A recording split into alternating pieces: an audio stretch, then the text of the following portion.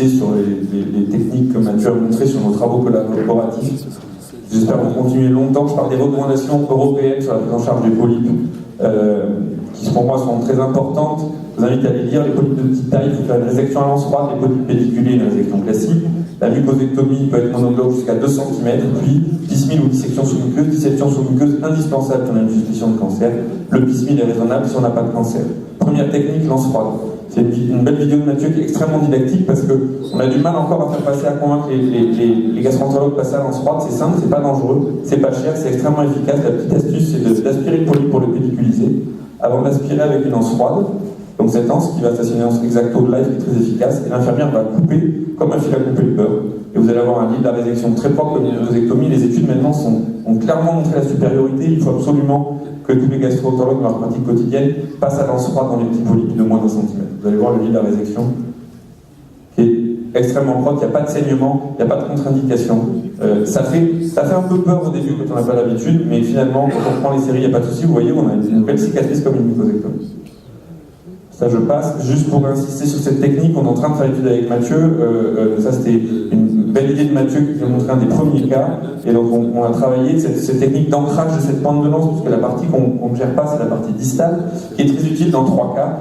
Quand on est mal positionné, c'était le cas de Mathieu en rétrovision, on n'a pas envie de perdre le positionnement. Quand on a des lésions très planes, on lance peut glisser. Puis quand on a des lésions de taille limite, ça c'est une lésion qui fait entre 25 et 30 mm, qui est théoriquement non accessible à une résection monobloc par mucosectomie. Finalement, en ancrant l'anse, mais l'anse elle va s'ouvrir encore plus large que sa taille recommandée qui est de 25 mm. Et elle va épouser la forme du polype. Et ce qui fait que finalement, au lieu de partir pour une dissection de 2 heures sur cette lésion qui est au niveau de la valvule iléocécale, on va la réséquer en un seul morceau, en 5 minutes, avec des berges de sécurité. Et donc, on est en train d'évaluer cette technique tout d'abord dans une série de cas, puis après dans un essai contrôlé. Et bon, on en est convaincu, il faudra montrer que ça va devenir une technique de référence pour la mucosectomie monobloc des lésions de plus d'1 centimètre. C'est ce qu'on faisait avec les anses picots. Exactement, c'est ce qu'on faisait avec les anses picots. Mais c'était pas assez grand en fait. Et bien, pas assez souple, je pense que c'est un peu rigide. Ouais.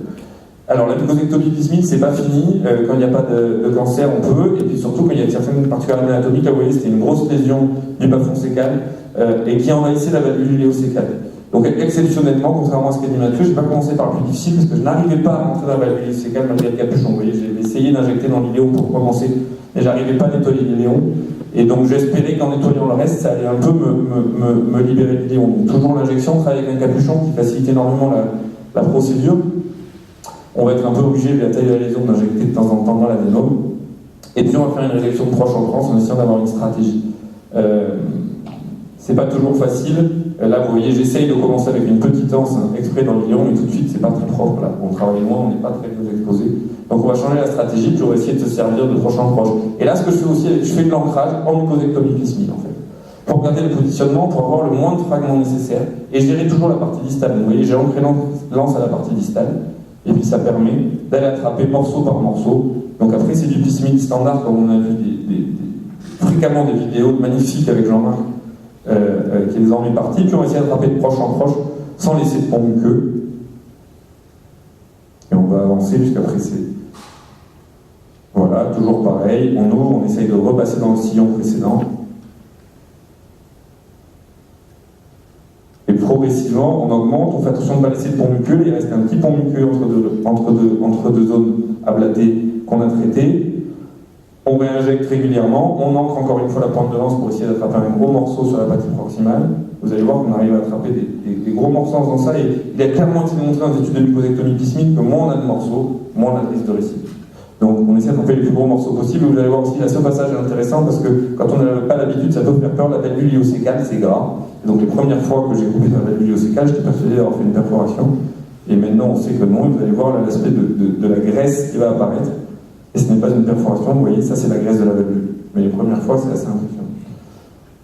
Donc j'avance, ça va revenir.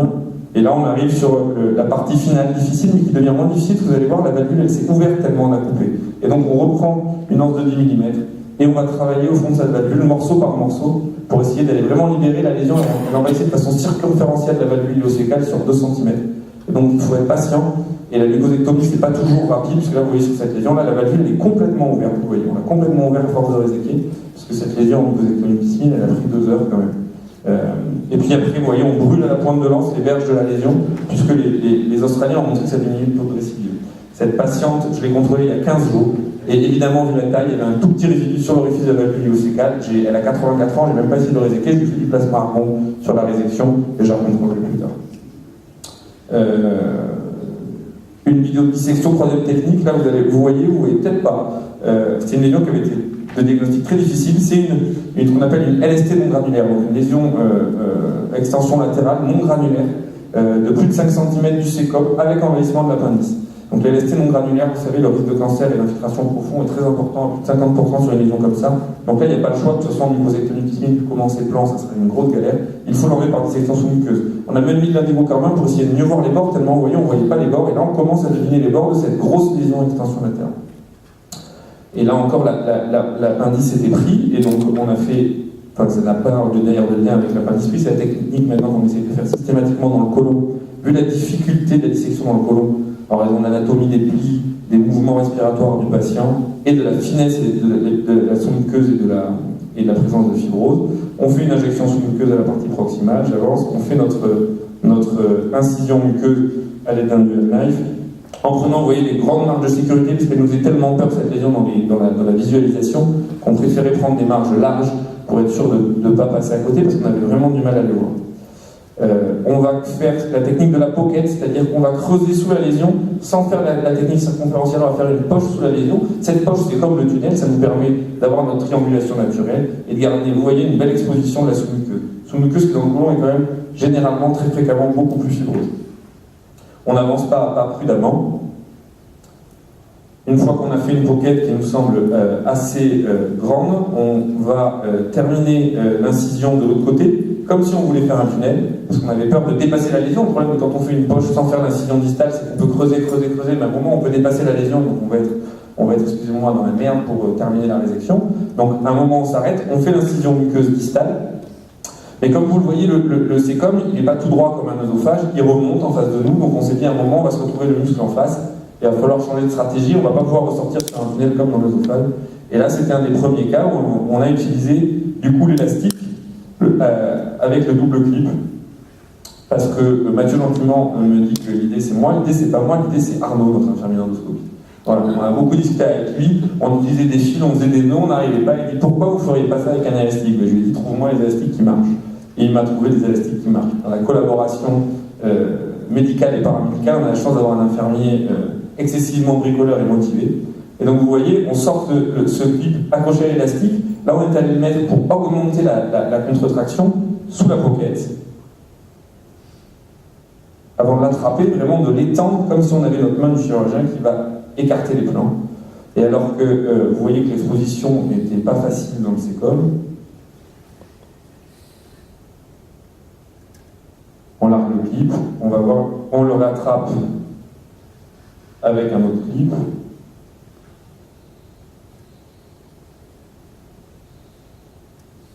Et on va aller l'accrocher bien en face pour avoir une contraction maximale.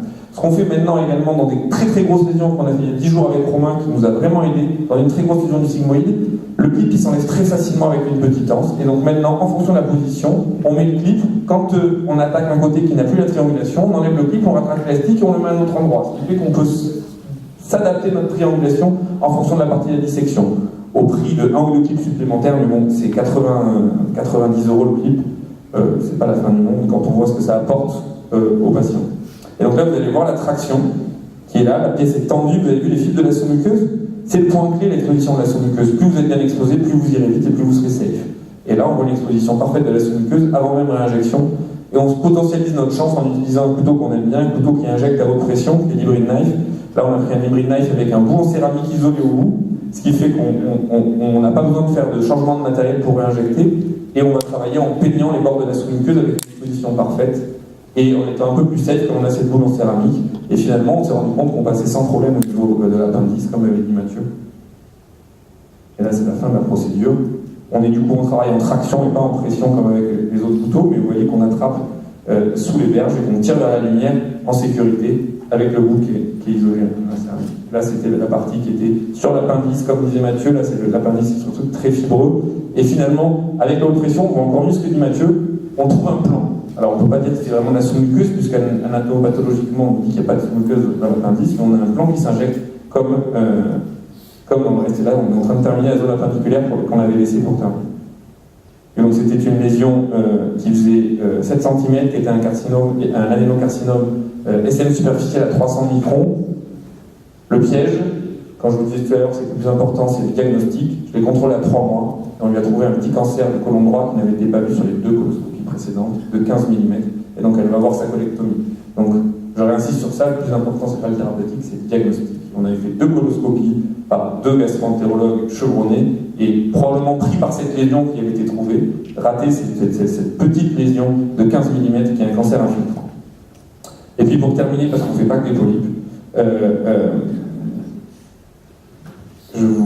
attendez, je vais ressortir. Voilà. Un malade avec une tumeur pancréatique, avec obstruction biliaire, obstruction duodénale. Il fallait une histologie, donc il fallait qu'on fasse une écho-endoscopie avec une ponction. C'est un malade qui était un peu âgé. Pour éviter de multiplier les procédures, on a fait l'écho-endoscopie et la ponction, et on a décidé de faire un drainage sous écho-endoscopie avec du nouveau matériel de Boston qui s'appelle la prothèse Axios, qui est un matériel assez fabuleux parce qu'elle simplifie énormément tous ces gestes thérapeutiques sous écho-endoscopie. On a déjà fait la ponction tumorale, on pique dans la voie biliaire qui est là, très dilatée à plus de 15 mm. Le cathéter porteur sur lequel est la prothèse et qui coupe, on ouvre la flanche distale de la prothèse, vous allez voir qu'elle s'ouvre progressivement. Voilà, cette flanche distale de la prothèse qui est une prothèse diabolo très courte. On va tracter le phénomène sur la paroi de la voie biliaire. Là, on est dans la paroi du bulbe. C'est une anastomose cholédocobulbaire par voie endoscopique. Et puis, on va larguer la flanche proximale qui va apparaître là, en essayant de garder la prothèse le plus stable possible. On voit le diabolo qui est ouvert, qui est très échogène. Et cette procédure-là, ça a pris 5 minutes. Alors c'est la première, je peux vous dire qu'on était un peu stressé. On va voir la vue endoscopique de la prothèse avec le flux de bile en continu. Et puis une fois qu'on a levé l'obstruction biliaire, il n'y a plus qu'à lever l'obstruction duodénale. Et donc là, on a fait la technique classique de mise en place d'une prothèse duodénale. Marc Barthé fait des choses encore plus belles avec son écho-endoscope. Il termine après l'anastomose cholédocobulbaire, une anastomose gastro-jejunale avec le même type de matériel. Donc c'est des nouveaux matériaux qu'on a vu dans l'endoscopie, les progrès technologiques vont faire la modification de la prise en charge de certaines pathologies, probablement pathologies palliatives, on va de moins en moins avoir besoin de dérivation chirurgicale. Et ce qui était rigolo, j'ai pas l'image, c'est que quand on opacifiait la prothèse duodénale, évidemment on opacifiait les voies biliaires. Voilà, je vous remercie.